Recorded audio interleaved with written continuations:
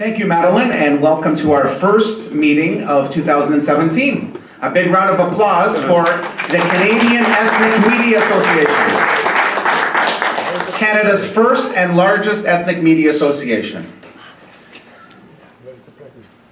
Randy Van Staren is our speaker this evening, and he is a very special individual, especially from the perspective of all of us as being Canadians.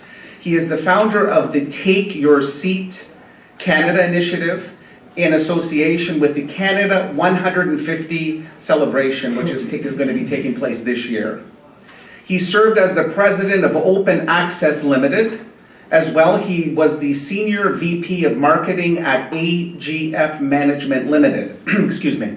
For 20 years, he held senior positions at major advertising agencies. He took the AGF brand from obscurity to a household name as their head of marketing.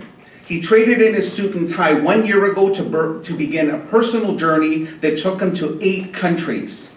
8,000 shots later, he's here with us to share his newest venture, Take Your Seat Canada. And one thing I must say, I asked him, what is your ethnicity? And he says Dutch, and he says, his last name is Van der Star, and I says, what does it mean in Dutch? He says, from the stars. So we have a star with us this evening, Randy Van der Star.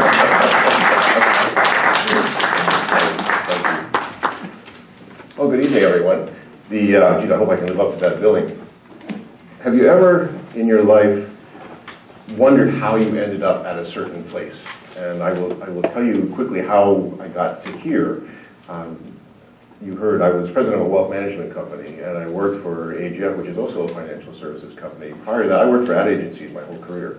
And about a year, almost 2 years ago, I was asked to testify at the Standing Senate Committee on Banking, Commerce, and Trade. And it was a very complicated piece, and it was on a retirement solution for the country. And I was struck by the causal nature of what my company was trying to do, because there are 17 million working Canadians, of which 11 million have no workplace pension whatsoever. So I was standing there as a staunch nationalist, trying to get the Senate, trying to get our federal government to understand and appreciate what a solution could look like that would be a benefit to every working Canadian. Oh, she wants to go to Israel. She wants to walk where Jesus walked. She wants to do all of that. My mom is now 78, very healthy, but she will never go near a plane. If you gave her a first-class ticket today and said everything's taken care of and your life dream is going to come true, she wouldn't take it because she's too afraid. What a shame that that's what the world has come down to. The next piece I call the Trump factor. And all of us will have our opinion on Donald Trump and what he's done. But what I mean by that, if you think about what Canadians have traditionally done, we tend to define ourselves by who we are not. I think what Donald Trump has done is given us an emphatic definition, a far greater definition, a much more personal definition of who we are not. And hopefully, it's opened our minds a little bit more to try to understand who we are. And so when you've got this blanket of awareness that's being created at the federal level, you have the economic factor. When I confessed that I had no idea who the Canadian Ethnic Media Association was, I was embarrassed to say that, and I still am. However, I am a convert.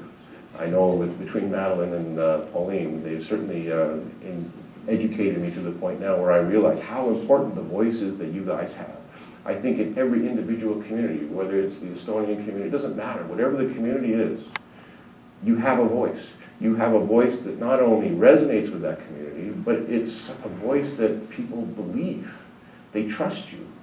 So if you look at a project like this and you see the integrity of it, if you can understand the authenticity of what we're trying to do, I urge you to take that voice and speak to your community, but at the same time recognize what the impact is going to be when you combine all of those voices together. That, in a way, is going to deliver what Canadians are, and I think it's going to deliver what Canada is.